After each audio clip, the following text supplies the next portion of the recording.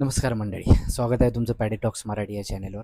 आणि आज आपण ज्या विषयावर बोलणार आहोत ते विषय म्हणजे आता मराठी चित्रपटसृष्टीला जसे बघतोय की आपण एकापाठोपाठ एक पिक्चर हिट होत जात आहेत आणि प्रेक्षकांची ज्या पद्धतीनं प्रतिसाद मिळतोय, तर त्याविषयी बोलणार आहे की नेमकं काय घडते, कसं घडते आणि इतक्या दिवसानंतर, इतक्या काळ लोटल्यानंतर एक मराठी चित्रपटसृष्टीला आलेल्या या चांगल्या दिवसांच्या पाठीमागे नेमकं कारण काय? तर तुम्हाला सांगायला खूप भारी वाटेल मला की बाबा सध्याच राजा शिवाजी या चित्रपटाने सर्व चित्रपटांचे रेकॉर्ड मोडत मराठी चित्रपटसृष्टीतला सगळ्यात कमाई करणारा, जास्त कमाई करणारा चित्रपट हा राजा शिवाजी ठरलेला आहे. छत्रपती शिवाजी महाराजांच्या आयुष्यावर हा जो चित्रपट बनवला रितेश देशमुख सरांनी, तर त्यांचं पहिल्यांदा कौतुक. ते त्यांचं एक स्वप्न होतं ते त्यांनी पूर्ण केलं आणि खूप चांगल्या प्रकारे चित्रपट बनवला आणि खूप चांगलं यश मिळाले. सध्या जर त्याची कमाई बघितली तर त्यानं सैराटला सुद्धा मागं टाकलेलं आहे चित्रपटाने कमाईच्या ह्याच्यात. आणि खूप भरपूर चांगला प्रतिसाद मिळाला. खूप वेगवेगळ्या देशातून असेल, वेगवेगळ्या राज्यातून असेल, बाहेर देशातून सुद्धा हा चित्रपट बघितला गेला. अ, म्हणजेच आपल्या जी छत्रपती शिवाजी महाराजांची जी इतिहास असेल किंवा त्यांची जी एक भूमिका असेल ती आता फक्त महाराष्ट्रापुरती, देशापुरती सीमित नाही असेल तर पूर्ण जगाला कळायला एक मार्ग मोकळा झालेला आहे. त्यामुळं एकतर त्यांचं पूर्ण कौतुक, अभिमान वाटतोय आपल्याला. दुसरी गोष्ट आत्ता आलेला लेटेस्ट देऊळ बंद 2 म्हणजे याचा पहिला भाग आला होता 11 वर्षापूर्वी 2015 साली. तर त्यावेळी सुद्धा या चित्रपटाला चांगला प्रतिसाद मिळाला होता. मी म्हणेन इतका चांगला नाही जितका आत्ता मिळतोय.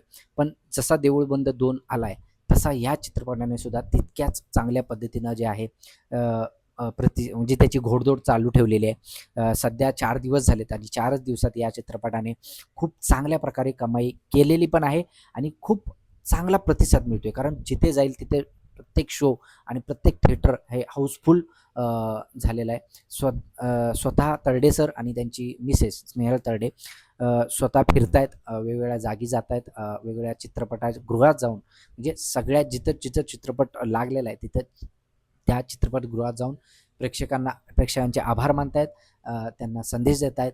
त्यातलाच एक संदेश मला आवडला तो म्हणजे प्रत्येकाने जे आहे एक सामाजिक आपली जबाबदारी म्हणतो मी त्याला. कारण प्रत्येकजण काय करतो की चित्रपट पाहायला गेल्यानंतर एक छोटे-छोटे सीन आपल्या मोबाईलमध्ये कॅप्चर करतात आणि आपल्या सोशल मीडिया हँडलवर, आपल्या सोशल मीडिया अकाउंटवर टाकतात. त्यांना काय होतंय की जे चित्रपट बघायला जाणार आहेत ते सीन बघितल्यामुळे त्यांच्यातली ती उत्सुकता संपते. त्यामुळे चित्रपट अगोदरच स्पॉईल होतो. त्यामुळं कृपया करून असे करू नये आणि आपल्यातला एक थोडासा एक मराठी माणूस त्याची एक सभ्यता आपणच जपली पाहिजे आणि आपल्या लोकांना आपणच मोठं केलं पाहिजे. हे चित्रपट प्रत्येकजण थिएटरमध्ये बघायला गेला, चित्रपटाने चांगली कमाई गेली, तर आणखीन दिग्दर्शक, हिरो किंवा हिरोईन असतील किंवा आणखीन जे कलाकार असतील त्यांना उत्साह येईल की बाबा चांगले चित्रपट बनवतोय, चांगला प्रतिसाद मिळतोय, त्यामुळे आणखीन चित्रपट चांगले मिळतील, चांगले बनवले जातील. तर सगळ्यांना तीच रिक्वेस्ट आहे, विनंती आहे. आणि चित्रपटाबद्दल बोलायचं झालं तर खूप चांगला चित्रपट आहे, खूप चांगल्या पद्धतीनं बनवला गेला आहे. स्वामींच्या आयुष्यावर चित्रपट आहे.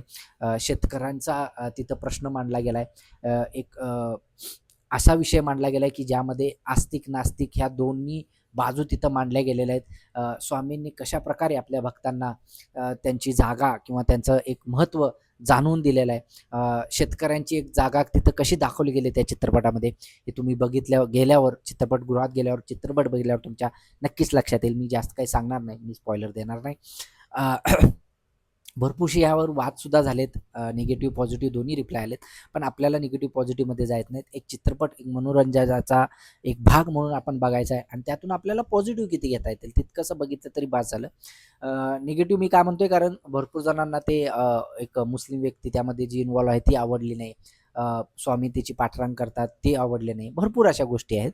तर मला हेच म्हणायचं आहे की बाबा चित्रपटाचा विषय, चित्रपटाचं एक मांडणी, त्याचा एक सखोल अभ्यास करून केलेला असतो. कोणत्याही उगाच उठला आणि चित्रपट बनवला असा नाही होत. तर त्या पाठीमागे खूप मेहनत असते आणि तेच करून केलेलं असतं. तर त्यामध्ये असणारा पॉझिटिव्हनेस तेवढा आपण घ्यावा, निगेटिव्हनेस तिथंच सोडून द्यावा. कारण मराठी चित्रपट सध्या ज्या पद्धतीनं चाललाय त्या पद्धतीनं पुढे जात जावा, मोठा व्हावा एवढीच अपेक्षा मी बाळगतो. त्याच्यानंतर येणार आहे तुंबाडची मंजुळा. ती सुद्धा चित्रपट खूप छान आहे.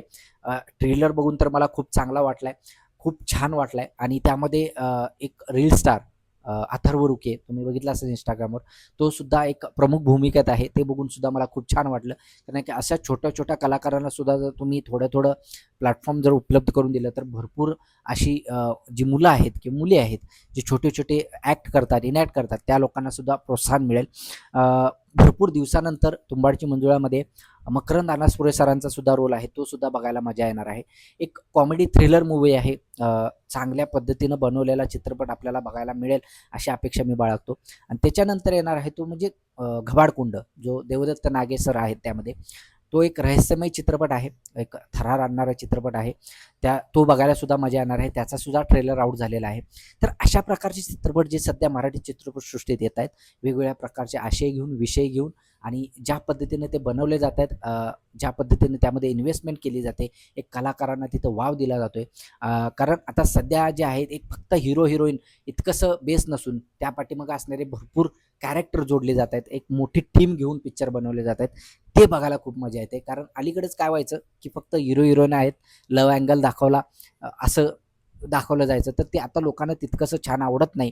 आणि कोणत्याही हिरो पाठीमागं फक्त चित्रपट उभा राहिला आहे किंवा हिरोईन पाठीमागं फक्त चित्रपट उभा राहिला आहे, असाही एक कन्सेप्ट लोकांनी डोक्यातून काढून टाकलेले आहे. त्यामुळे बऱ्याच लोकांना, दिग्दर्शकांना ते लक्षात आलेलं आहे, की एक मोठी टीम असावी, मोठ्या टीमनं काम करावं आणि चित्रपट मोठा करावा, मराठी चित्रपटसृष्टी मोठी करावी, असं त्यांच्या लक्षात आलेलं आहे असं मला वाटतंय. त्याचमुळे भरपूर जे आहे चित्रपट, आता येणारे चित्रपट आहेत, ते मोठी कास्ट बनवली जाते, मोठी टीम बनवली जाते आणि टीम वर्क करून चित्रपट बनवला जातोय आणि असेच चित्रपट मोठे होतात. सध्या आपण बघतो की मराठी चित्रपटसृष्टीला सुद्धा एकेकाळी असा काळ होता की लयाला चालली होती. पण लक्ष्मीकांत बेर्डे सर असतील, अशोक सराफ सर असतील, सचिन पिळगावकर, महेश कोठारे, अशी मोठी मोठी आणखीन नावं आहेत. परत दादा कोंडके सर, ह्या लोकांनी ज्या पद्धतीनं चित्रपटसृष्टीला पुढे घेऊन आले, उचलून धरलं, ते खरंच वाखाणण्याजोगं होतं. त्याच्यानंतर सुद्धा बराच काळ लोटला.